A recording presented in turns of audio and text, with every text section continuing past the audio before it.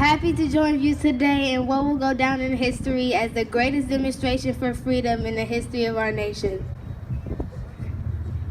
5 score years ago, at Great American whose symbolic shadow, we stand here today signing a Emancipation Proclamation. This momentous decree came as a great beacon light of hope to millions of Negro slaves who have been seared in the flames of withering injustice. It came as a joyous daybreak to end the long night of their captivity. But 100 years later, the Negro is still not free.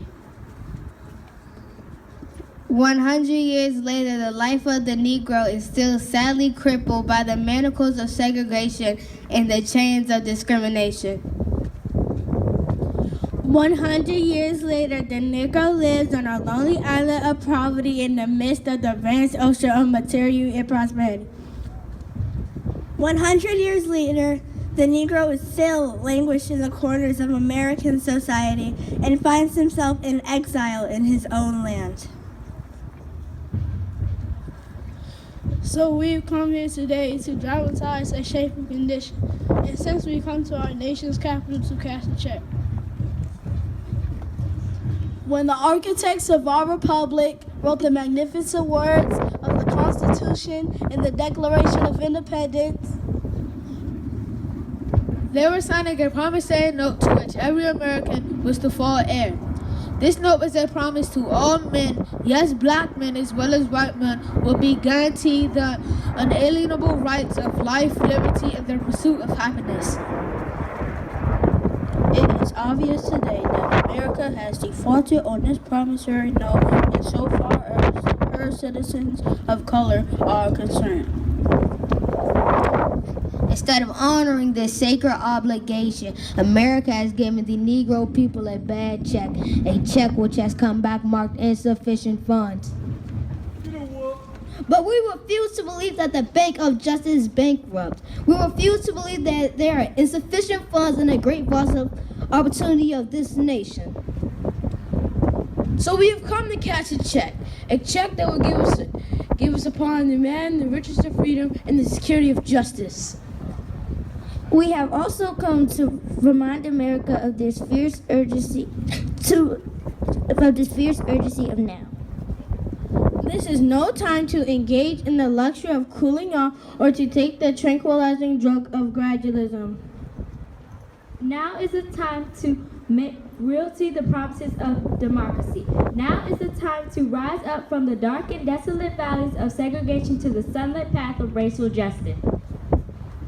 Now it's time to lift our nation from the quicksands of our racial injustice to the solid rock of brotherhood.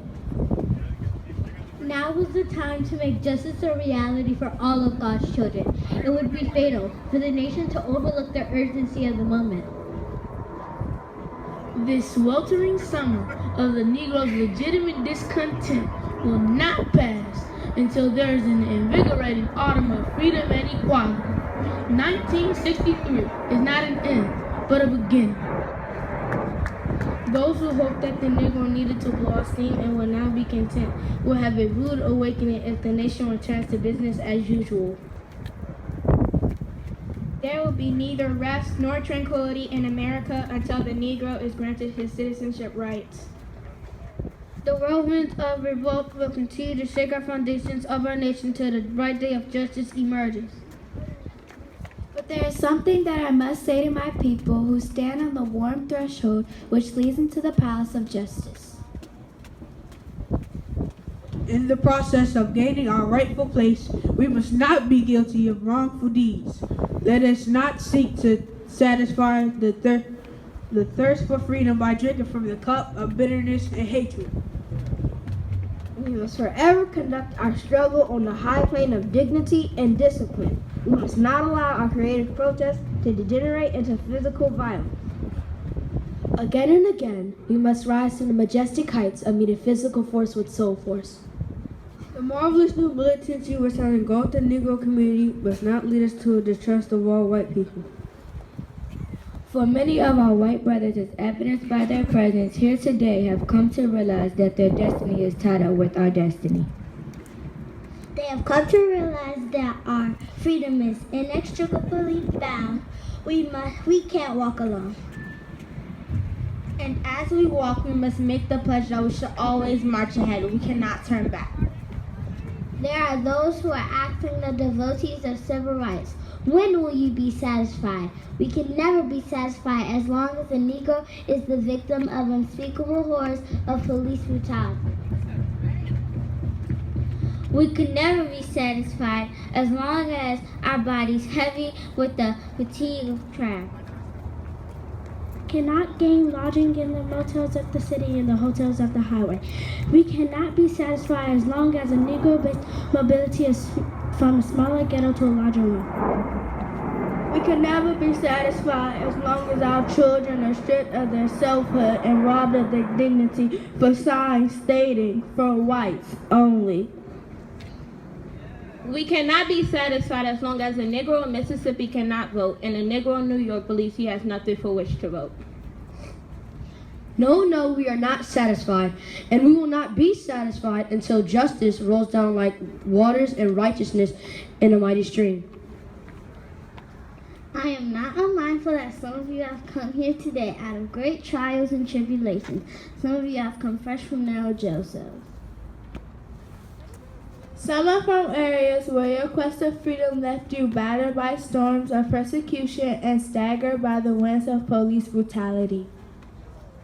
You have been veterans of career suffering. Continue to work with the faith that unearned suffering is redemptive. Go back to Mississippi, go back to Alabama, go back to South Carolina, go back to Louisiana. Go back to the slums and ghettos of our northern cities, knowing that somehow the situation can and will be changed. Let us not wallow in the pit of despair. I say to you today, my friends. And so even though we face the difficulties of today and tomorrow, I still have a dream. It is a dream that is deeply rooted in the American dream. I have a dream that one day this nation will rise up and live out the true meaning of its creed. We hold these truths to be self-evident that all men are created equal. I have a dream that one day on the red hills of Georgia, the sons of former slaves and the sons of former slave owners will be able to sit down together at the table of brotherhood. I have a dream that one day, even the state of Mississippi, a state sweltering with the heat of injustice, sweltering with the heat of oppression, will be transformed into an oasis of freedom and justice. I have a dream that my 4 little children will one day live in a nation where they will not be judged by the color of their skin, but by the content of their character. I have a dream today. I have a dream that one day, down in Alabama, with its vicious racists, with its governor, having his lips dripping with the words of interposition and nullification. One day, right there in Alabama, little black boys and black girls will be able to join hands with little white boys and white girls as sisters and brothers. I have a dream today. I have a dream that one day every valley shall be exalted and every hill and mountain shall be made low. The rough places shall be made plain, the crooked places shall be made straight, and the glory of the Lord shall be revealed, and all flesh shall see it together. This is our hope, and this is the faith that I take back to the South with. With this faith, we will be able to hear out the mountain of despair. Is there enough hope? With this faith, we will be able to transform the jangling discords of our nation into a beautiful symphony of brotherhood.